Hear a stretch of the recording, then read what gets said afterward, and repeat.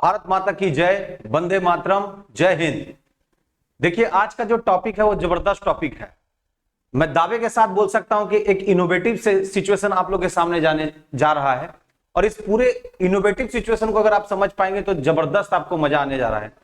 क्या है कि हम लोग कुछ कुछ बातों को नॉर्मल तरीके से करते हैं, मतलब साधारण तौर पर से करते हैं, लेकिन अभी के वक्त में अगर आपका अप्रोच एकदम टेक्निकल हो गया है, एकदम तकनीकी के आधार पर आप चीजों को समझना शुरू किए हैं, तो आपका काम बहुत बेहतर हो जाएगा। तो समय को जाया नहीं करते हैं, समय को बर्बाद नहीं करते, आते सीधे पॉइंट पर, मतलब पॉइंट पर सीधा सीधी हम लोग बात करने जा रहे हैं। आज का जो टॉपिक है बड़ा डिफरेंट टाइप से इसको हमने तैयार किया है। मैं तो बोलूंगा कि ये एकदम झन्नाटेदार है, झन्नाटेदार इसको हम लोग बोल सकते हैं। और अगर पूरे वीडियो को तुमने बहुत अच्छे तरीके से देख लिया तो तुम्हें इनोवेटिव आइडिया तो डेवलप तुम्हारे अंदर होगा ही, साथ ही साथ सबसे बड़ा एक इंपॉर्टेंट क्या है ना कि आपके अंदर एक और इंपॉर्टेंट सेक्शन आ जाएगा कि आप किसी चीजों को कनेक्टिविटी अब कैसे कर पाते हैं, यानी करंट अफेयर से सभी चीजों को, तथ्यों को कैसे जोड़ सकते हैं। आपको बिल्कुल पता होगा कि हम हर एक सेक्शन को किसी भी सेक्शन के साथ जोड़ करके वहां के सारे मटेरियल को हम लोग बाहर कर पाएंगे। तो ये तो होना ही है, और धीरे धीरे अब आगाज शुरू हो गया। अब इस बात पर हम लोग करने जा रहे हैं। देखिए, आज का टॉपिक है सिक्के बोलते हैं, सफरनामा सिक्के के। देखिए, इसको हम चाहें तो इस टॉपिक को आरबीआई के साथ भी जोड़ सकते हैं, वित्त मंत्रालय के साथ भी जोड़ सकते हैं। हम जो है ना, जो जहां पे कॉइन्स और तमगा जो मेडल्स बनता है उसके साथ भी जोड़ सकते हैं। हम इसे हैदराबाद के साथ जोड़ सकते हैं, मुंबई के साथ जोड़ सकते हैं, कोलकाता के साथ जोड़ सकते हैं, और नए जो नोएडा में तैयार हुआ है कुछ टकसाल के लिए, मिंट्स के लिए, वहां भी जोड़ सकते हैं। तो कहने का मतलब है कि कोई भी टॉपिक किसी सब्जेक्ट के लिए किसी खास सब्जेक्ट में उसको डिफाइन नहीं किया जाता है। अगर आपके अंदर जीएस का एक बेहतर अप्रोच है तो आप किसी भी सब्जेक्ट के साथ उसको कोरिलेट कर सकते हैं, लेकिन हमेशा ये याद रखिएगा कि बेसिक कंसेप्ट बेसिक होता है।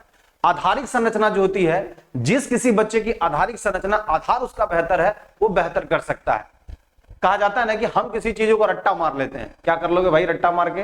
रट्टा मारने से काम नहीं होगा, बड़ा बड़ा बात करने से काम नहीं होगा, सीधा टू द पॉइंट चीजों को हम लोग देखेंगे तो हमारा काम हो जाएगा। आज का टॉपिक है सिक्के बोलते हैं, सफरनामा सिक्के के। सबसे पहले हम इन सिक्कों को करंट अफेयर से जोड़ने की कोशिश कर रहे हैं, यानी वर्तमान संदर्भ में इन सिक्कों पर क्या बात चल रही है। आप अभी करंट अफेयर जब पढ़ रहे होंगे तो आपके सामने 3 क्वेश्चन खूब बहुत जबरदस्त आ रहा होगा। सुनते होंगे कि 75 रुपए का सिक्का जारी किया गया स्मारक सिक्का के रूप में, बहुत अच्छी बात है। 100 रुपए का स्मारक सिक्का जारी किया गया, 125 रुपए का स्मारक सिक्का जारी किया गया, ये सुनते होंगे आप लोग। तो आप लोगों को लगता होगा कि ये स्मारक सिक्का क्या है। तो हमने क्या कहा कि किसी के याद में, किसी की मेमोरी में जो सिक्के जारी किए जाते हैं, और अक्सर सवाल पूछा जाता है। तो बच्चों का क्या है ना कि करंट अफेयर्स में अगर सिक्का देख लिया और एक बार किसी का नाम याद आ गया तो वो डिवीजन नहीं कर पाता है। मतलब इसको हम लोग नॉर्मल कह सकते हैं कि अगर सिक्का वाला क्वेश्चन पूछ दिया तो सब जितना भी क्वेश्चन है सब आपस में मिल जाएगा। तो मिलाना नहीं है, एक जरा सा मिलाइएगा तो काम गड़बड़ा जाएगा। एकदम मिलाना नहीं है, इसको सेपरेट और अच्छे तरीके से बात करेंगे। हम आज सिक्के पर बात नहीं करेंगे, सिक्का का आज कंप्लीट होगा postmortem. Postmortem in the sense कि हम इसके अध्ययन से काम करेंगे। जो हम लोग बोलते हैं कि सिक्कों के अध्ययन को हम लोग न्यूमिस्मैटिक्स बोलते हैं। न्यूमिस्मैटिक्स का जो इतिहास है, उस इतिहास से हम लोग आज शुरू करने जा रहे हैं। हम आज बात करने जा रहे हैं आहत सिक्के से लेकर जो प्राचीन भारतीय इतिहास में लास्ट गुप्तोत्तर काल तक जो हमारे यहाँ सिक्कों का वजूद रहा, उस पर हम बात करने जा रहे हैं। हम आज बात करने करंट अफेयर्स पर सिर्फ नहीं जा रहे हैं। आज का जो टॉपिक होगा तो करंट, लेकिन करेंगे उस पर प्रहार। और आप एकदम तैयार रहिएगा और बिल्कुल इस वीडियो से हटिएगा नहीं। इसकी बोरियत वीडियो नहीं है। हम दावे के साथ बोलते हैं अगर पूरी चीजों को पढ़ लेंगे, वैसे एक क्लास में ये संपन्न नहीं हो पाएगा, इसका ए सेक्शन बी सेक्शन हमें लाना ही पड़ेगा। क्योंकि अगर हम इसको इकोनॉमिक्स के साथ कनेक्ट करना चाहेंगे, हिस्ट्री के साथ कनेक्ट करना चाहेंगे और आरबीआई के पॉलिसी के साथ कनेक्ट करना चाहेंगे तो निश्चित तौर पर 2 क्लास तो इसका डिमांड है। लेकिन हम पहले क्लास पर ही बात करने जा रहे हैं, बड़ा अच्छे तरीके से सुनिएगा। और आज तो कुछ बच्चों ने हरी झंडी भी दे दिया कि सर यही स्पीड कायम रखिए, हमें मजा आ रहा है। चलिए इसको हम लोग आगे बढ़ाते हैं। तो सबसे पहले आपको करना क्या है, ध्यान दीजिएगा। सबसे पहले हम लोग इस सिक्का को देख रहे हैं। सबसे पहले हम लोग को 3 सिक्कों पर बात करनी है। एक सिक्का है, सबसे छोटा से चलते हैं। पहला सिक्का है 75 रुपए का। रुपया रोमन और देवनागरी का कंजुगेशन है। डी उदय कुमार का कंसेप्ट दिया था गुवाहाटी असम में जो आईटी के प्रोफेसर थे, उन्होंने बहुत अच्छा कंसेप्ट दिया था रुपया का, जिसमें रोमन और देवनागरी का ये दोनों का कंजुगेशन है, और इस तरह से हमारे यहाँ तैयार हुआ था। रुपया को हम लोग ऐसे लिखते हैं, अगर हम लोग ऐसे लिखें और ये डंडा को उठा करके बीच में कर दें तो दैट इज द रुपया। रुपया का भी खेल है, बाद में हम लोग बात करेंगे। तो सबसे पहले स्मारक सिक्का के रूप में 75 रुपए का सिक्का जारी हुआ, फिर एक सिक्का जारी हुआ जो 100 रुपए का सिक्का जारी हुआ, और फिर 125 रुपए का सिक्का जारी हुआ। अभी अगर करंट सवाल में अगर क्वेश्चन पूछेगा तो एकदम ध्यान रखना है कि 75 पूछ सकता है, 100 पूछ सकता है, या 125 पूछ सकता है। ये तीनों पर आपका अप्रोच एकदम बेहतर होना चाहिए। अब देखिए ध्यान रखिएगा, 75, 100 या 125, इन तीन सवालों में तीनों तो है स्मारक सिक्का। स्मारक सिक्का का मतलब किसी के मेमोरी में ये सिक्के का प्रचलन शुरू किया गया। तो सबसे पहले हम लोग इस पर बात कर लें कि चलिए इस पर क्या क्या हम लोग का बात हो सकता है। तो हम लोग के पास बात आएगा इन सिक्कों की 75, 100, और इस पर अगर हम लोग बात करें तो हम लोग के पास अप्रोच आना शुरू हो जाएगा। ध्यान दीजिएगा कि अप्रोच क्या है। सबसे पहले टाइटल हम लोग का कि पैसा बोलता है। कृषि एवं खाद्य संगठन का जरूर आपने नाम सुना होगा। इस बार हमने क्या किया कि आप लोग के लिए एकदम पूरा अप्रोच तैयार किया ताकि आप लोगों को कहीं कोई तकलीफ ना हो। कृषि एवं खाद्य संगठन FAO, जिसको हम लोग बोलते हैं food and agriculture organisation, FAO के 75 वर्ष पूरे होने पर 75 रुपए का स्मारक सिक्का जारी किया गया है। अब जैसे हम लोग के सामने पहला तो एक क्वेश्चन हम लोग के सामने पहला आ गया, कौन सा? FAO। तो ये तो आपके लिए एक टॉपिक ही हो गया भाई, FAO के बारे में क्या बात है, एकदम धीरे धीरे बात करेंगे और इस पर जबरदस्त हम लोग का अप्रोच होने जा रहा है। यानी सबसे पहले तो आप करंट न्यूज को अपने अंदर कर लीजिए। कृषि एवं खाद्य संगठन FAO के 75 वर्ष पूर्ण होने पर 75 रुपए का स्मारक सिक्का जारी किया गया है। यानी किसके 75 ईयर पूरे हुए? FAO के। दूसरा आपने सुना होगा राजमाता विजय राजा सिंधिया की जयंती के उपलक्ष्य में 100 रुपए का सिक्का जारी किया गया। यह भी बहुत इंपॉर्टेंट बात है कि राजमाता विजय राजे सिंधिया की स्मृति में 100 रुपए का सिक्का जारी किया गया। अब तीसरा हम लोग के पास है नेताजी सुभाष चंद्र बोस के 125वीं जयंती पर 125 रुपए का स्मारक सिक्का, साथ में एक डाक टिकट भी जारी किया गया। तो चलिए ये तो क्लियर हो गया। करंट अफेयर्स में तीन बात पूछेगा 75 रुपया किसमें? FAO के बारे में, यानी FAO का 75 वर्ष पूरा हुआ इसलिए ऐसा सवाल पूछा गया। यानी कह सकते हैं कृषि एवं खाद्य संगठन, जिसको कृषि एवं खाद्य संगठन का मतलब है कि A से एग्रीकल्चर और F से फूड, यानी फूड एंड एग्रीकल्चर ऑर्गेनाइजेशन जो है, जिसके 75 वर्ष पूरे होने पर 75 रुपए का सिक्का, FAO 75। ऐसे याद नहीं रहेगा तो कहिएगा कि सबसे छोटका है 75, वो आ जाएगा फावा में। फावा समझते हो ना, गांव सब में, जैसे आप लोग समझते होंगे, गांव सब में पहले जब बचपन में हम लोग गांव में किसी चीज की खरीदारी करने जाते थे तो हम लोग मांगते थे। अब अलग अलग जगह पर तो अलग अलग उसका नाम है, कहीं उसको फावा बोलते हैं, कहीं उसको मंगनी बोला जाता है भाई, की मतलब कुछ खरीद लिए तो उसके बदले में कुछ दे दीजिए भाई। तो लोग भी कुछ ना कुछ ऐसा सड़ा हुआ वस्तु रखता था जिसको खाने के बाद तकलीफ ही होता था, उससे ज्यादा कुछ नहीं मिलता था। तो लोग, बहुत सारे लोग इसको फावा बोलते थे। यानी समझिएगा कि 75 है सबसे छोटा, उससे बड़ा है 100, उससे बड़ा है 125। तो जो सबसे बड़ा होगा वो सबसे बड़े आदमी के लिए इंट्रोड्यूस किया गया, सुभाष चंद्र बोस। जो सबसे बड़ा सिक्का है वो सबसे बड़े आदमी के लिए इंट्रोड्यूस किया गया, सुभाष चंद्र बोस। और सिंधिया 100 से शुरू होता है, सिंधिया 100 से 100 रुपया। याद हो गया भाई, सिंधिया कितना? 100। सबसे बड़े सुभाष चंद्र बोस 125 और 75 है फावा, यानी FAO food and agriculture organisation. ये तीन बात तो क्लियर हो गया ना, एकदम ध्यान से देखिएगा। यानी दूसरा भी क्लियर, तीसरा भी क्लियर। चलते हैं अब हम लोग। आपको क्या लगता है कि तीन बात बोल के छोड़ देंगे? नहीं, ये तीन बात बोल करके हम छोड़ने वाले नहीं हैं। ये तीन बात के बाद अब बात होगा, इस पर होगा प्रहार। करते हैं प्रहार, देखिएगा ध्यान से। चलिए इन तथ्यों की पटकथा को पूरी कर दें। अब इस बार पटकथा को पूरी करने हम आए। पहला हम लोग के पास आ गया फूड एंड एग्रीकल्चर ऑर्गेनाइजेशन, काफी फेमस है। FAO का full form food and agriculture organisation. Establishment हुआ है 16 अक्टूबर 1945। हो सकता है आपसे सवाल पूछे कि FAO की स्थापना कब हुई? 16 अक्टूबर 1945, और ये हुआ है क्यूबेक सिटी में, कनाडा में। स्थापना जरूर हुआ है क्यूबेक सिटी में, लेकिन बाबू अगर हेडक्वार्टर पूछ देगा तो गलतियों से कनाडा नहीं मारना, नहीं तो गड़बड़ा जाएगा। गड़बड़ा जाएगा तो फिर कुछ नहीं समझ पाओगे। तो देख, अगर पूछेगा हेडक्वार्टर तो मारना है रोम। कहां मारना है? रोम। अभी कहीं हाल में क्वेश्चन पूछा, हेडक्वार्टर है रोम, इटली में। पेरेंट ऑर्गेनाइजेशन कभी कभी पूछा जाता है कि भाई FAO का पेरेंट ऑर्गेनाइजेशन कौन है? तो भाई पेरेंट डिक्टेट हुआ यूनाइटेड नेशन। यानी संयुक्त राष्ट्र ही सबका पेरेंट काम कर रहा है। लेकिन यूनाइटेड नेशन में भी ध्यान देना है, यूनाइटेड नेशन में भी एक ऑर्गेनाइजेशन है जिसका नाम सुना होगा, इकोसॉक। क्वेश्चन बहुत पूछता है, इकोनॉमिकल एंड सोशल, सामाजिक और आर्थिक, जिसमें भारत भी सदस्य देश के रूप में शामिल हुआ है।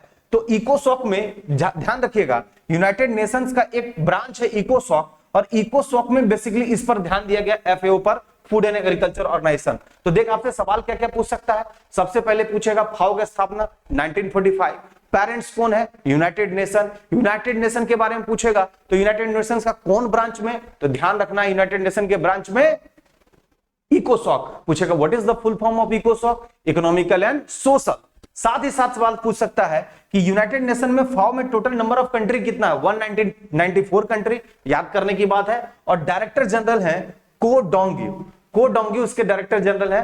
तो आप बताइएगा कि कितना रुपए का सिक्का जारी हुआ था बाबू, जल्दी से बताओ कितना रुपए का, 75। तो 75 फावा में मिल गया, फावा में कितना रुपया, 75। तो जब फावा में 75 रुपया मिला तो एफएओ यानी फूड एंड एग्रीकल्चर ऑर्गेनाइजेशन स्थापना कब, 16 अक्टूबर 1945। हेडक्वार्टर कहां, रोम।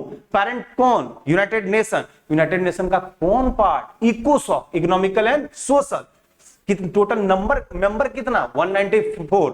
बस इतना ध्यान रखना, सवाल में कोई दिक्कत नहीं। लेकिन यही बात खत्म नहीं होता है, हम करंट से जाएंगे बेस में। अब बेस फिर हमको दिखाएगा करंट की तरफ, तो फिर आएंगे। बार बार आना और जाना लगा रहेगा, सुख आएगा दुख जाएगा। ध्यान रखिएगा, अगर आज रिजल्ट नहीं हुआ है ना तो कल होगा, बस लगे रहो।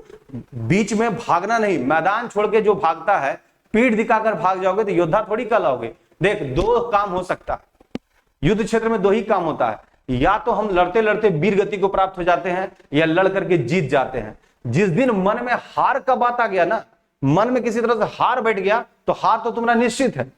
नेपोलियन बोनापार्ट हमेशा कहा करते थे कि जिस किसी व्यक्ति में किसी चीज को करने के पहले उसके मन में अगर निगेटिविटी आ जाती है, नकारात्मक तथ्य आ जाते हैं, तो उसका काम करने का तरीका ही कमजोर पड़ जाता है। तो हम उस उमंग के साथ कर ही नहीं पाएंगे। तो एकदम जोश से, एकदम ताकत के साथ, जैसे बोलता है कि सर पीटी हो गया, मेंस हो गया, फिजिकल में जरा सा छट गया, हाई जंप टाइगर जंप हटा दिया तो सर छट गए, नहीं तो एकदम हो जाता। हम मानते हैं कि सरकार की पॉलिसी गलत है कि भाई आप लास्ट टाइम में किसी चीज को क्यों चेंज कर देते हैं। रोज मार रहा था बेचारा टाइगर जंप, अचानक से कहेंगे अब हॉर्स जंप। जो बाघ की तरह लगा रहा था हाई जंप, उसको घोड़े की तरह लगाने दे दिए। तो भाई बाघ और घोड़े में दोनों में कन्वर्जन करने में टाइम लगता है ना। खैर आप सर्वे सर्वा हैं, आप तो जो मर्जी होता है करते हैं और मनवा भी लेते हैं। यहाँ तो जनता जनार्दन में तो आप लोग फिर देखो टॉपिक चेंज हो जाएगा, हम काहे के लिए इसमें बीच बीच में आ जाता है मन में। लेकिन देखो हम अब ये समझ ही नहीं रहे हम स्टूडियो में पढ़ा रहे हैं, हम समझ रहे हैं क्लास में पढ़ा रहे हैं। जिसको सुनना है सुने, जिसको बुरा लगता है लगता है। जिस सरकार के लोगों को लगता है कि सर गलत बोल रहे हैं, लगता है तो लगता है, हमको कोई मतलब नहीं है। हम बस इतना जानते हैं कि पॉलिसी को ठीक कीजिए, नीति को सही कीजिए। और बच्चा मेहनत करता है, उसको पढ़ाने में हमारा पसीना चूता है, हम उसको साल भर बहुत तकलीफ से पढ़ाते हैं, वो साल भर सब कुछ छोड़ करके तैयारी करता है। बाद में परिणाम आप जो उसको देते हैं ना, छोटा वाला, जब मेहनत कर रंग मेहनत की तरह आ जाए ना, तो लोगों को, किसानों को बहुत अच्छा लगता है। जब किसान अपने खेत में काम करता है जम करके और तब उसका फसल लहलहाता है तो बहुत उसको मजा आता है। आप क्या कीजिएगा कि किसान लहलहाता हुआ खेत तैयार किया और उसका क्या कीजिए, उस पर इतना ज्यादा टैक्स लगा दीजिएगा कि उसी फसल को काट लीजिएगा। अरे हम लोग का हालत तो सबको पता ही है। हम लोग का तो हालत हो गया है कि एक सुने होंगे कि बचपन में हम लोग मैथ्स बनाते थे कि एक बंदर 4 मीटर ऊपर चढ़ता है फिर 3 मीटर फिसल जाता है। सुने होंगे, अक्सर बनाते थे हम लोग, इस पर ऐसा दोहराते रहता है, इतना देर तक दोहरा रहा है। तो आज जो प्राइवेट शिक्षक है ना, उसका यही हाल हो गया है। 4 मीटर हम लोग चढ़ते हैं, 3 मीटर फिसल जा रहे हैं। और सुने होंगे, एक और कहावत सुनेंगे, सब मैथे वाला काम चल रहा है। मैथ वाले को तो बोलना चाहिए, बोल नहीं रहे, काहे नहीं बोल रहे हैं, खाली आ जाएंगे पूरा हिंदुस्तान पर पूरा प्रचार प्रसार करने के लिए। लेकिन ये सब बात उनको नहीं समझ में आता है। बस लंबा लंबा, अरे बोलने के लिए ताकत भी चाहिए, बोल ही नहीं पाता है। बोल रहा है वहां से तो आवाज में एकदम उसका पूरा सिस्टम में नहीं आ रहा, बोलो कंप्लीट। तुम लोग बचपन में मैथ्स का एक और हिसाब बनाए होगे कि एगो नल 8 घंटा में भरता है, दोनों नल उसका खोल दिया। तो हम लोग प्राइवेट टीचर के साथ तो यही हो रहा है कि हम लोग फिर से जीरो से शुरू करते हैं, फिर कहानी शुरू हो जाता है। तो देख, हम तो है नहीं जो ये सब कहानी से डरने वाले हैं। हम हमेशा अपना रणभूमि तैयार किए हैं, रणभूमि पर टिके हैं। हाँ, लोग बोलता है कि सर आप शुरू करते हैं बहुत जोश के साथ फिर छोड़ देते हैं, तो अगर हमको इंटरेस्ट नहीं होगा, हमको किसी तरह का प्रॉब्लम होगा, ईगो हर्ट करेगा, तो हम बिल्कुल नहीं रहेंगे। और हमको कोई जरूरत नहीं है कि हम बहुत बड़ा सम्मान, देख हम इंटरेस्ट के साथ अगर काम करेंगे तो बेहतर हो जाएगा, बस इंटरेस्ट पर टिके रहना है। खैर हम बाद में बात करते हैं, चलते फिर इस पर एक बार बात कर लें। तो फाव के समझ गए, तो फाव में कितना रुपया, 75 रुपया, क्लियर।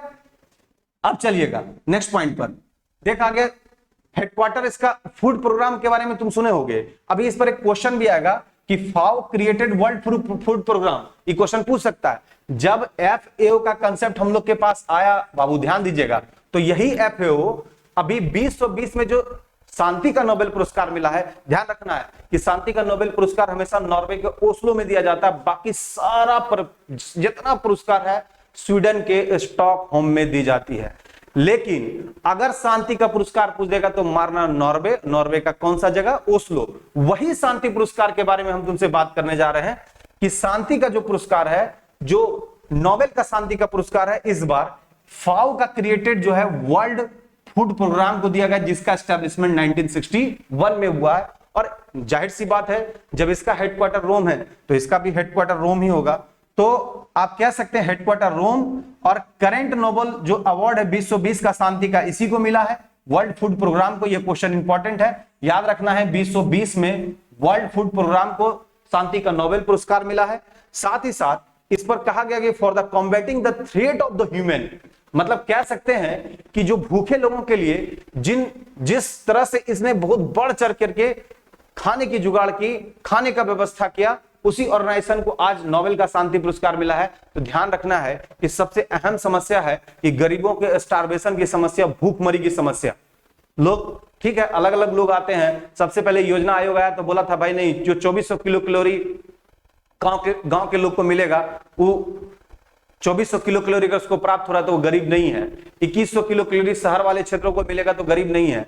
तो आंकड़ा कुछ भी हो सकता है, लेकिन गरीबी का जो मापदंड है वो हम आप और भी इसका मापदंड होना चाहिए। बहुत सारे इकोनॉमिस्ट आए, तेंदुलकर का रिपोर्ट आया, सी रंगराजन का रिपोर्ट आया, अभी अरविंद पनगड़िया का रिपोर्ट का टास्क फोर्स तैयार हो रहा है, नीति आयोग बार बार इस पर रिपोर्टिंग कर रही है, वर्ल्ड बैंक करती है इस पर रिपोर्टिंग।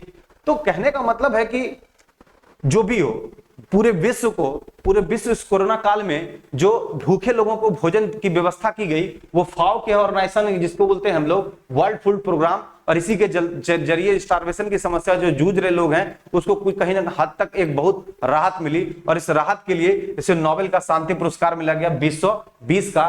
तो ध्यान रखना है कि ये इसी FAO के 75 वर्ष पूरे होने पर 75 रुपए का सिक्का जारी किया गया। ठीक है, कोई दिक्कत नहीं ना, चलते हैं आगे बात करते हैं। राजमाता सिंधिया भारतीय जनसंघ में काफी सक्रिय रही, नाम सुना ही होगा। अभी हमने कहा था 100 से सिंधिया, और इनके स्मारक में चलाया गया 100 रुपए का स्मारक सिक्का। 100 से सिंधिया 100 रुपया, सिंधिया 100, फावा 75 छटका है, और बड़ा नाम कौन, सुभाष चंद्र बोस 125। ध्यान दीजिएगा, बोलते हैं बीजेपी के संस्थापकों में शामिल रही, आपातकाल के दौरान जेल भी गई, यानी जो इमरजेंसी लगा था उसके दौरान ये जेल भी गई। इनके निधन में 2001 में डाक टिकट भी जारी किए गए थे। तो हम लोग कह सकते हैं राजमाता सिंधिया के स्मृति में 100 रुपए का सिक्का जारी किया गया। बस इतना जानिएगा कि ये जनसंघ से जुड़ी थी और बीजेपी के संस्थापक में से ये भी शामिल रही है राजमाता सिंधिया, तो इन्हीं की याद में 100 रुपए का जारी किया गया था। अब हम लोग नेक्स्ट तीसरे नंबर पे जो टॉपिक आएंगे, नेताजी सुभाष चंद्र बोस। भाई एक चीज समझ लो, अगर नेताजी सुभाष चंद्र बोस के बारे में हम जितना बात करें कम होगा, हमें हर दिन तो इस बार आपसे हम एक प्रॉमिस करके जाते हैं, एक दिन हम आएंगे और बस नेताजी सुभाष चंद्र बोस को टॉपिक रखेंगे और सब बात करेंगे कि कांग्रेस अधिवेशन से लेकर इनका पूरा सफरनामा, वो दिन नामे रहेगा नेताजी के नाम से कंप्लीट हम लोग बात करेंगे हम लोग हरिपुरा त्रिपुरी कांग्रेस का, बात करेंगे अफगानिस्तान से सफर से लेकर जापान और जर्मनी तक का सफर, बात करेंगे इनका पूरा अप्रोच है हिटलर से लेकर के राष्ट्रपिता महात्मा गांधी तक का जो सफरनामा है वहां तक का। यानी कहने का मतलब है कि एक दिन का टॉपिक पूरा सुभाष चंद्र बोस को दे दिया जाएगा तो काम हम लोग का हो जाएगा। हम लोग बात करेंगे इनके इंडियन स्ट्रगल का। तो खैर जो भी हो, अब समझिएगा नेताजी सुभाष चंद्र बोस ना बड़ा नाम है, बड़े इनका अप्रोच किसी भी तरह से कम नहीं है, तो इनके स्मारक में चला 125 रुपए का सिक्का। और सबसे खास बात कि इसी तारीख को इनके जन्म दिवस को ही पराक्रम दिवस के तौर पर मनाने का निर्णय लिया गया। इस साल को ही पराक्रम दिवस के तौर पर मनाने का निर्णय लिया गया। और कहा जाता है कि इससे पूर्व सुभाष चंद्र बोस के नाम पर एक द्वीप का भी निर्धारण किया गया था। करंट अंडमान में लिखे हैं, अंडमान एंड निकोबार में स्थित रॉस द्वीप, यानी जो रॉस द्वीप था उसका नाम सुभाष चंद्र बोस के नाम पर रखा गया। यानी हम लोग कह सकते हैं कि रॉस का नाम बदल के बॉस कर दिया गया। रॉस बॉस एक तरह लगेगा। इसके बाद कुछ और बदला था, जिनमें से नील द्वीप, शहीद द्वीप, यानी जो नील द्वीप था साउथ अंडमान में, इसका भी नाम शहीद द्वीप हो गया। हैवलॉक द्वीप, इसका भी स्वराज द्वीप कर दिया गया। इस तरह से कुछ द्वीपों को बदल दिया गया। तो आपको पता है कि ये आपका भारत का पोजीशन है और यहां पर आपका नॉर्थ ईस्ट का पोजीशन है और ये म्यांमार है, और म्यांमार से आपका लगा हुआ ये अंडमान और ये नीचे निकोबार। तो साउथ अंडमान जो है, जो साउथ अंडमान का पार्ट है, यानी साउथ अंडमान का पार्ट में अगर हम लोग जाते हैं तो हम लोग को पोर्ट ब्लेयर का कॉन्सेप्ट मिलता है, पोर्ट ब्लेयर से संबंधित। तो उसी के आसपास का ये सारा हम लोग देख सकते हैं साउथ अंडमान का, ये सारे द्वीपों का नाम चेंज करके रखा गया है। तो कभी कभी ये क्वेश्चन पूछेगा कि भाई किस द्वीप का नाम सुभाष चंद्र बोस के नाम पर रखा गया, तो रॉस द्वीप। किसका नाम शहीद द्वीप हो गया, नील द्वीप। किसका नाम स्वराज द्वीप हो गया, दैट इज द हैवलॉक द्वीप। तो ये एक क्वेश्चन आ गया। इससे संबंधित मन तो नहीं कर रहा है कि सुभाष चंद्र बोस को यहाँ पर उनको छोड़ करके जाया जाए, लेकिन करंट अफेयर से जोड़ करके आपको बता रहे हैं, दो करंट के नाम से काफी तेज चल रहा है। ये दोनों करंट से आपसे सवाल पूछे जा सकते हैं। ये रॉस द्वीप से संबंधित सवाल पूछे जा सकते हैं और पराक्रम दिवस तो पक्का पूछेगा। एक बार राइट डाउन कर लीजिएगा पराक्रम दिवस पर। सुभाष चंद्र बोस, जितनी बातें की जाए उतनी कम पड़ेगी। हमने इस बात को लिखवाया भी है। कुछ तथ्यों पर नजर डाले तो महत्वपूर्ण तथ्य सामने उभर कर आती है। चलते हैं आगे, बात करते हैं क्या है। नेताजी सुभाष चंद्र सम्मान देते हैं उनके जन्म दिवस को किस दिवस के रूप में किया है, पराक्रम दिवस। ध्यान रखना है, कौन सा दिवस, पराक्रम दिवस घोषित किया गया है। और इनका तारीख है 23 जनवरी 2021। क्योंकि 23 जनवरी ये इंपॉर्टेंट डेट है, हम लोग हर बार इस पर डिस्कस भी करते हैं। तो अब तो आपका काम हो चुका है। हम लोग बात कर चुके हैं कॉइन्स के बारे में। सबसे पहले 75, फिर 100 और फिर 125, इन तीनों का क्लियरेंस हो गया। 75 फाओ के बारे में हम लोग बात कर चुके हैं। और फाओ ने वर्ल्ड फूड प्रोग्राम जो चलाया था उसको 2020 का नोबेल का शांति पुरस्कार भी प्राप्त हुआ है। जिस फाओ की बात कर रहे हैं उसका हेडक्वार्टर रोम है, इस पर भी हम लोग बात किए। साथ ही साथ हम लोगों ने यह भी बात किया कि जो फूड एंड एग्रीकल्चर ऑर्गेनाइजेशन है, वो ऑर्गेनाइजेशन, उसका पेरेंट्स जो है, पेरेंट ऑर्गेनाइजेशन का नाम यूनाइटेड नेशन का, यूनाइटेड नेशन का पार्ट है इकोसॉक, इकोनॉमिकल एंड सोशल। अब चलते हैं कि जब इतना बात हो गया, सर आपको हमने पहले भी कहा था, आप बोलिएगा सर जब इतना बात आप बता ही दिए तो आप तो पहले बोले थे कि प्राचीन भारतीय आज यहीं पर से खत्म करते हैं। तो जब इतना सिक्का हो गया है तो चलते हैं सिक्के के सिस्टम में, बात करते हैं आगे। देखिए अब जिन सिक्कों की बात हुई तो उसका सफरनामा प्राचीन से लेकर नवीन इतिहास तक लाना जरूरी है। हम बस ये सफरनामा को स्टार्ट करने जा रहे हैं कि एंशिएंट इंडिया से मॉडर्न इंडिया तक का सफर क्लियर कर दे तो पक्का कोई ना कोई क्वेश्चन तो टकराना ही है। सबसे पहले ध्यान दीजिएगा, एक टर्म का यूज कीजिएगा, न्यूमिस्मेटिक्स। कौन सा term, that is the numismatics. एकदम याद रखना है, न्यूमिस्मेटिक्स। क्वेश्चन आता है कि the study of coins in which branch, that is the numismatics. यानी आप जो सिक्कों का अध्ययन करते हैं किसके अंतर्गत करते हैं, न्यूमिस्मेटिक्स। हिंदी में भी लिख दिया बाबू, कोनो बच्चा को बहुत दिक्कत होता है, जैसे पढ़ा रहे हैं ना तो बार बार बोर्ड पर लिख दीजिए सर, बोर्ड पर लिख दीजिए सर। अबरी जो ई काम हम लोग का हो रहा है ना, एकदम एक नंबर काम हो रहा है। इसमें क्या है ना कि हमको दिक्कत नहीं हो रहा है तो कुछ की पीपीटी फाइल बनाना पड़ रहा है। हाँ कभी कभी कुछ जो टाइप मास्टर है वो गड़बड़ा रहा था, जिसे हम उसको लिखाए थे साधारण, लिखा सर्व सारण। बोले रे आज तक ऐसा बर्थडे नहीं बना तो कुछ लिख दोगे तुम। जैसे जिसको नहीं पता होता ना स्पेलिंग तो कुछ ना पढ़ सकता है। अब बचपन में को बच्चा को पढ़वा रहा था, बोर्ड पर लिखा कि सर्किट हाउस में आ गए, अब सर्किट हाउस को क्रिकेट हाउस पढ़ रहा है। कोलकाता को सलसुट्टा पढ़ रहा था। तो पढ़ने पर क्या किया जा सकता है कि भाई जी अब ये तो आजादी है और हमारे देश में तो मौलिक अधिकार है, कुछ बोल सकते हैं, कुछ पढ़ सकते हैं। तो खैर आप लोग गड़बड़ाइएगा नहीं, आप एकदम चीजों को समझ रहे हैं, ध्यान देना है। कौन सा, न्यूमिस्मेटिक्स। तो सिक्कों के अध्ययन को न्यूमिस्मेटिक्स कहते हैं। देख भारतीय इतिहास का अगर स्रोत का जानकारी लेना है, कहता है कि भारतीय इतिहास का स्रोत का कैसे जानकारी लेना है, तो आपको पता है ना कि इतिहास को हम लोग 3 कालखंड में बांटते हैं कि नहीं। पहले बांटते हैं प्री हिस्ट्री, फिर होता है प्रोटो हिस्ट्री, फिर होता है हिस्ट्री। बोलता है प्री हिस्ट्री कौन, जिसमें खाली एविडेंस मिला है, मतलब प्री हिस्ट्री में सिर्फ एविडेंस पर डिपेंड है, जो खुदाई के बाद मिला तो हम लोग बोलते हैं ऐसा रहा होगा, कुछ कंफर्म नहीं है, ये था ही।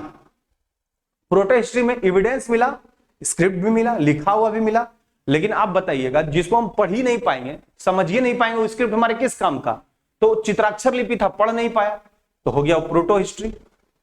और पूछा हिस्ट्री किसको बोलेंगे, बोला कि there should be some resources, बोलता है कि जिसका कुछ रिसोर्सेस होना चाहिए, परफेक्ट आइडियोलॉजी होना चाहिए। जैसे हमारे यहाँ कुछ किताबें मिली हैं जिसको लौकिक साहित्य बोलते हैं, वो हम लोग को मिल गया है।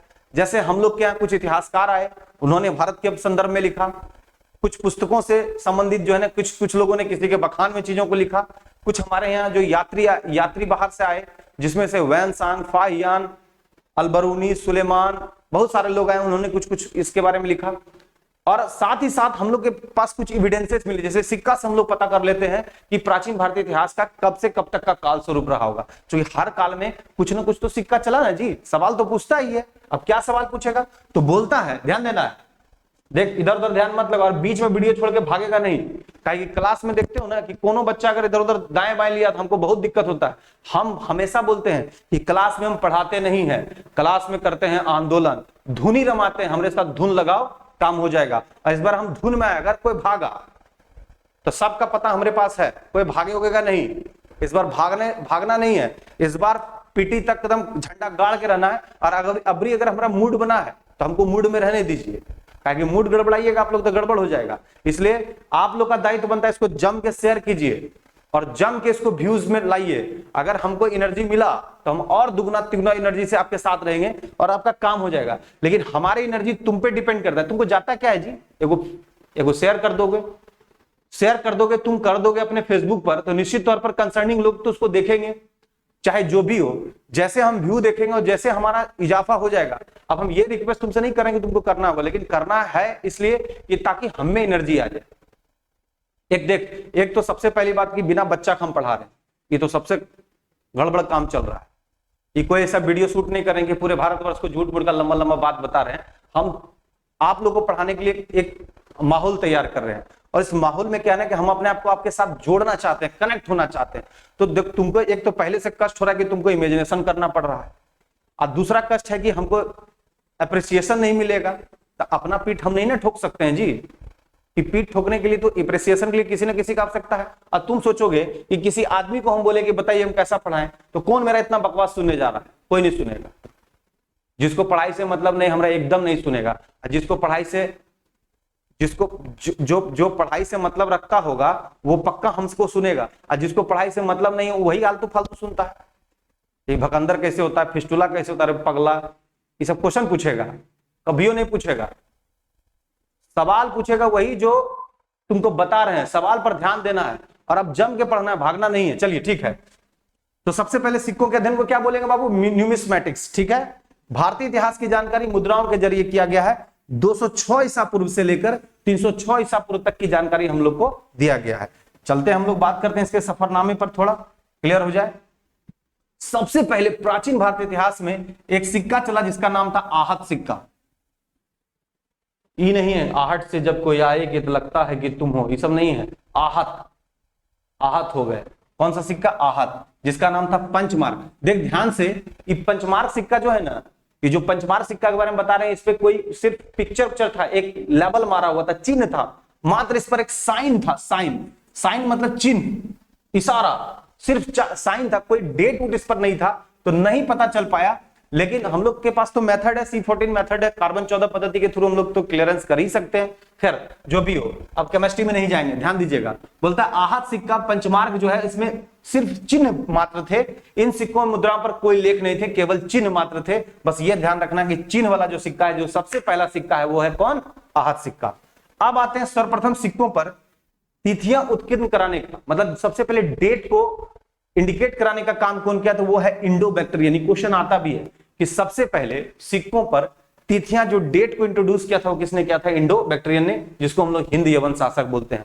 तो अगर आपसे कोई पूछेगा, जब सिक्का इतना बात हुई है गया, तो आपसे पूछा जाएगा कि करंट न्यूज में कौन कौन सिक्का भी फेमस है, तो पहले 75, फिर कितना रुपया, फिर 100, फिर कितना, फिर 125। पूछेगा 75 किसकी याद में, तो 75 है छोटका, हो जाएगा फावा, फाव में है।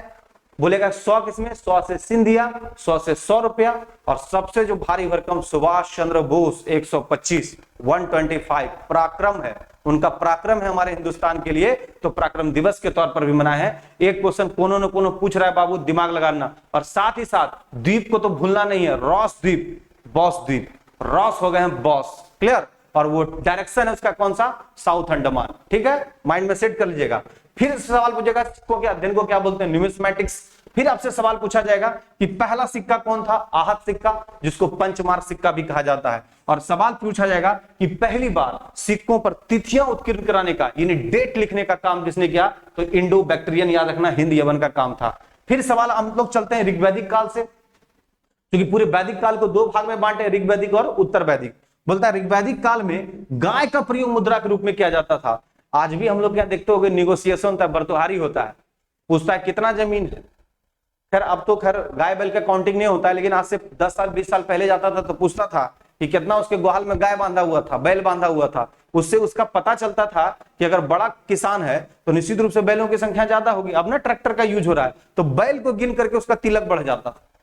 मतलब समझिए, एगो तो इसी तरह डिस्कशन कर रहा था कि हमारे नानी घर में इतना बड़ा गुहाल है कि गाय एक बार एंट्री करती है, 9 महीना के बाद बच्चा के साथ निकलती है।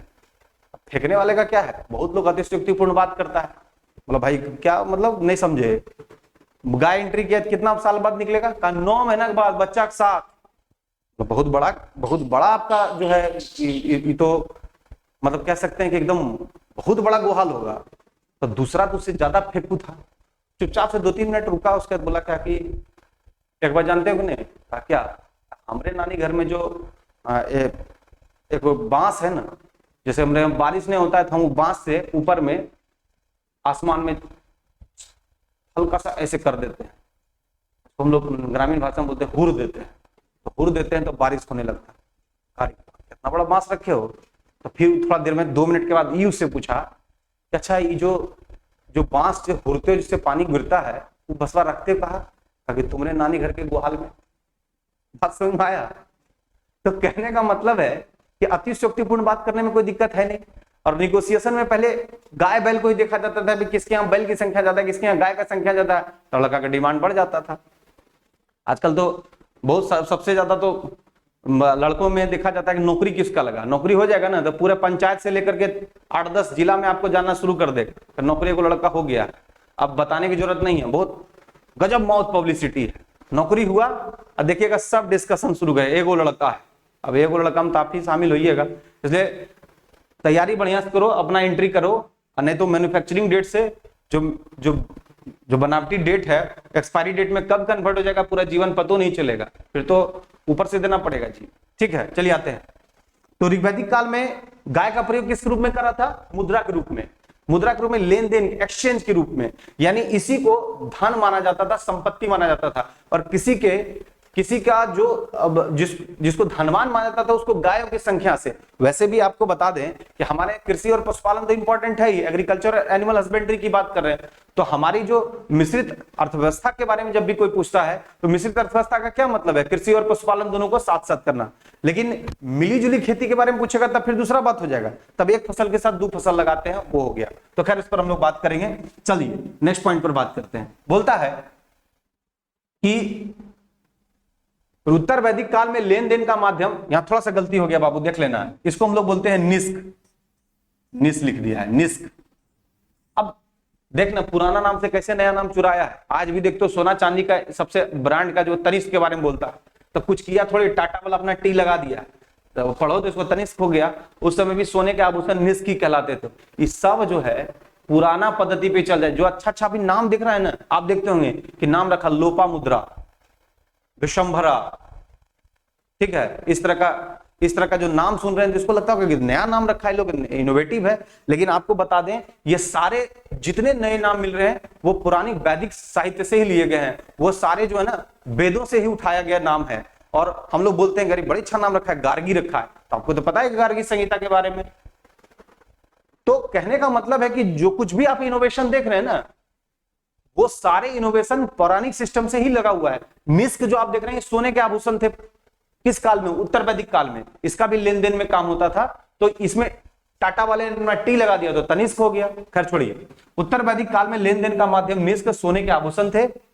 मौर्य काल में ध्यान दीजिएगा, मौर्य काल में करसापन, पन या धारण चांदी का बना होता था। यानी अगर आपसे क्वेश्चन पूछेगा कि मौर्य काल में कौन कौन सा मुद्रा चल रहा था, तो करसापन, पन का दूसरा नाम धारण था, और ये चांदी एवं तांबा का बना था। तांबा छूट गया, इधर होगा, ध्यान दीजिएगा, थोड़ा सा इधर कर दे। हाँ ठीक है, आप सही है। करसापन, पन, धारण चांदी एवं तांबे का बना होता था। इसके बाद है सुवर्ण, जो किसका बना था, सोने का। इसके बाद भासक, वो जो भी तांबे का, और काकनी तांबे का। यानी अगर आपसे सवाल पूछ दे कि ये सब का सब, करसापन, पन, धारण, सुवर्ण, भासक, काकनी, ये सब के सब मौर्य काल के सिक्के थे। इस पर आपको जरा सा भी इधर उधर नहीं करना है। तो पहला सिक्का आहत सिक्का, पंचमार्क सिक्का, जिस सिक्के पर सिर्फ और सिर्फ साइन था, उस पर किसी तरह का जो है ना तिथि उत्कीर्ण नहीं था। लेकिन इंडो बैक्टीरियन के आने के साथ ही हम लोग को तिथि के साथ मिल गया, तो हम लोग ऐतिहासिक चीजों का पता करने लगे किस शासन का काल रहा होगा। इसके बाद हम लोग वैदिक काल में आते, तो गायों के आदान प्रदान से हम लोग को देखा, यानी धन के रूप में अगर किसी चीज को इंट्रोड्यूस किया गया था तो गाय था, और गायों के लेन देन को मुद्रा के रूप में प्रयोग किया जाने लगा। उत्तर वैदिक काल में आते आते इसका जगह जो है ना गाय और निष्क दोनों ने ले लिया। निष्क मतलब होता था सोने का आभूषण, और निष्क ये दोनों मुद्रा का रूप लिया। लेकिन मौर्य काल में अगर हम लोग बात करें तो मौर्य काल में करसापन, पन, धारण ये चांदी एवं तांबे के सिक्के बने होते थे। इसके बाद आते हैं सुवर्ण, जिसको हम लोग सोने के सिक्के बोलते हैं, भासक तांबे का और काकनी तांबे का। इनमें से कोई सवाल पूछ सकता है कि कौन सा किस वस्तु, किस धातु का बना होता था और किस काल का था। इसके बाद हम लोग आगे बढ़ते हैं, काम करते हैं। ध्यान दीजिएगा, क्वेश्चन आता है कि सर्वाधिक सिक्के, क्वेश्चन बहुत बार पूछा है, ध्यान देना है। पूछता है कि जो सर्वाधिक सिक्के हैं उत्तरी मौर्य काल में मिले हैं। किस काल में मिले हैं? उत्तरी मौर्य काल में। ध्यान देना है, सर्वाधिक जो सिक्के हैं वो उत्तरी मौर्य काल में मिले हैं, जिनमें से सीसा, पोटीन, तांबा, कांसा, चांदी और सोना। तो अगर आपसे कोई सवाल पूछेगा कि सबसे ज्यादा सिक्के किस काल में प्राप्त हुए, तो दैट इज द मौर्य काल। फिर एक सवाल है सातवाहन लिख दिया है, सातवाहन जिसके संस्थापक कौन थे? सिमुक। ध्यान दीजिएगा, सातवाहन में शीशे के सिक्के प्रचलन में थे। यह भी बहुत फेमस क्वेश्चन है। अगर आपसे कोई सवाल पूछे कि शीशे के सिक्के का प्रचलन किस काल में हुआ, तो दैट इज द सातवाहन, जिसके संस्थापक सिमुक। इसके बाद एक क्वेश्चन आता है, सबसे पहले सोने के सिक्के इंडो बैक्टीरियन ने, हिंद यमन ने जारी किया। बहुत इंपॉर्टेंट क्वेश्चन है कि पहली बार सोने का सिक्का, पहली बार तिथि उत्कीर्ण कराने का जो श्रेय सब जाता है इंडो बैक्टीरियन को। लेकिन पहला सबसे पुराना सिक्का आहत या पंचमार्क। फिर एक सवाल पूछता है सोने से संबंधित कि सबसे पहले सोने के सिक्के इंडो बैक्टीरियन, सबसे ज्यादा सोने के सिक्के गुप्त काल, सबसे ज्यादा सोने का, लेकिन मिलावटी सोना था, शुद्ध नहीं था। लेकिन अगर क्वेश्चन आ जाए कि सर्वाधिक शुद्ध सोने के सिक्के, तो आंसर हो जाएगा कुषाण काल। तो तीन बात को एकदम याद रखना है, सबसे ज्यादा सोने के सिक्के गुप्त काल, सबसे पहले सोने के सिक्के इंडो बैक्टीरियन, सर्वाधिक शुद्ध सोने के सिक्के कुषाण काल। ये ध्यान में आपको रखना है इन तीनों बातों को। अब चलते हम लोग एक और बात करते हैं। क्या लिखा हुआ है? सर्वाधिक सोने के सिक्के गुप्त काल में, इसके स्वर्ण मुद्राओं को, इनके स्वर्ण मुद्राओं को ध्यान दीजिएगा, इनके स्वर्ण मुद्राओं को कहा गया है दिनार। यहां पे देखिएगा क्या कहा गया है? दिनार। इसके स्वर्ण मुद्राओं को दिनार कहा गया है। तो ध्यान रखना है कि गुप्त काल में जो स्वर्ण मुद्रा था उसे दिनार कहा गया है। ये इंपॉर्टेंट क्वेश्चन है, पूछा जा सकता है आपसे। फिर एक सवाल आपसे पूछा जा सकता है, ध्यान दीजिएगा, कि जलपोत जो है का चित्र उत्कीर्ण सिक्का जो है ना, सातवाहन नरेश, सातवाहन जो नरेश है, ध्यान देना है, जो सातवाहन नरेश है, सातकर्णी से पता चलता है कि समुद्र विजय की थी। यानी सातकर्णी ने समुद्र विजय पर इसने जलपोत का एक चित्र उत्कीर्ण कराकर सिक्का जारी किया था। और सातवाहन ही ऐसा वंश था जिसने सबसे पहले जो है जो शीशे के सिक्के को जारी किया था। यह क्वेश्चन आपसे पूछा जा सकता है। अगर हम लोग आते हैं गुप्त काल में, चंद्रगुप्त द्वितीय में, तो शकों को हराने के बाद इसने चांदी के सिक्के जारी किए थे। काफी इंपॉर्टेंट क्वेश्चन है, बहुत बार ये सवाल पूछा है, जिसका नाम ही था, ध्यान देना है, जिसका नाम ही था व्याघ्र शैली। ये व्याघ्र शैली टाइप की जो सिक्के थे वो चलाया गया था चंद्रगुप्त द्वितीय के द्वारा शकों को हराने के बाद। हम चाहे तो इसके अंदर जा सकते हैं, लेकिन चूंकि आज सिक्कों पर हम लोग का काम चल रहा है तो हम लोग इसको कंप्लीट कर ले। अब देखिए यहां पर बात क्या है कि समुद्रगुप्त का नाम आएगा तो ध्यान रखिएगा कि बीनावान, यानी कि बीना को बजाते हुए दिखाया गया इनके चित्र पर। और ये काफी इंपॉर्टेंट क्वेश्चन भी है कि ऐसा कौन सा शासक है जिसे बीना बजाते उसके सिक्कों पर दिखाया गया है, वो है समुद्रगुप्त, गुप्त काल से संबंधित। साथ ही साथ इसने बहुत तरह से सिक्कों पर चीजों को लिखवाया था। जैसे इसने अपने सिक्कों पर अश्वमेध पराक्रम खुदवाया था। अश्वमेध पराक्रम जैसी चीजों को खुदवाया था समुद्रगुप्त ने। इसके अलावा हम लोग बात करें कि समुद्रगुप्त के द्वारा 6 प्रकार के सोने के मुद्राएं जारी की गई। यह क्वेश्चन बहुत इंपॉर्टेंट है और याद रखना कि एक क्वेश्चन सबसे ज्यादा पूछता है कि जो सबसे ज्यादा लोकप्रिय कौन था, तो that is the Garuda. Garuda का सवाल पूछता है सबसे ज्यादा लोकप्रिय। फिर हम लोग गुप्त काल में साधारण दैनिक लेन देन में कौड़ियों का यूज किया गया है और गुप्त काल में तांबा का सिक्का एक चला था रूपक। बहुत फेमस क्वेश्चन है, ये बहुत बार पूछा है कि गुप्त काल में एक तांबा का सिक्का चला था रूपक। तो ये सारे सिक्कों का आप लोग को अप्रोच कर दिए हमने। बहुत सारे अप्रोच होने के बाद आपको यह पता चल गया होगा कि सिक्कों का इतिहास चला था हम लोग का करंट अफेयर से 75 रुपया, 100 रुपया और 125 रुपया, और पूरे प्राचीन भारतीय इतिहास के सिक्कों को हम लोगों ने कलेक्ट कर लिया। जय हिंद, जय भारत।